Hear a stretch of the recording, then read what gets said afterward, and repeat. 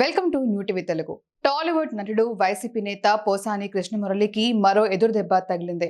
గత వైసీపీ ప్రభుత్వంలో కూటమి నేతలు చంద్రబాబు, పవన్ కళ్యాణ్ పై తీవ్ర వ్యాఖ్యలు చేసిన వ్యవహారంలో ఇప్పటికే రాజంపేట పోలీసులు అరెస్ట్ చేసి ఆయన్ను జైలుకు తరలించారు. అయితే అక్కడ గుండె నొప్పి డ్రామా తర్వాత ఆసుపత్రికి తరలించి పోలీసులు తిరిగి జైలుకు తెచ్చారు.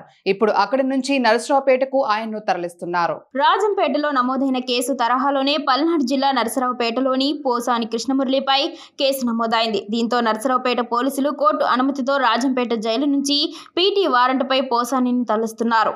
ఇవాళ ఉదయం పీటీ వారెంట్ తీసుకొచ్చి రాజంపేట జైల్లో పోసానిని పోలీసులు అదుపులోకి తీసుకున్నారు.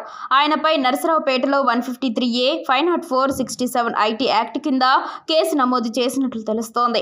నరసరావుపేట 2 టౌన్ సీఐ హేమారావు ఆధ్వర్యంలో పోసానిని తరలిస్తున్నారు. మధ్యాహ్నం నరసరావుపేట కోర్టులో ఆయన్ను హాజరుపరిచే అవకాశం ఉంది. అనంతరం రిమాండ్కు తరలించేందుకు ఏర్పాట్లు చేస్తున్నారు. దీంతో పోసాని లాయర్ పొన్నవోలు సుధాకర్ రెడ్డి బెయిల్ కోసం ప్రయత్నాలు మొదలుపెట్టినట్లు తెలుస్తోంది. ఇవాళ ఆయన హైకోర్టులో పోసాని బెయిల్ పిటిషన్ దాఖలు చేసే అవకాశాలున్నాయి. మరోవైపు పోసానిపై వరుస కేసుల నేపథ్యంలో పాటు ఆయన వాంగ్మూలంలో పేర్కొన్న వ్యక్తులపైన పోలీసులు ఫోకస్ పెడుతున్నారు. దీంతో వైసీపీ నేతల్లో టెన్షన్ పెరుగుతోంది.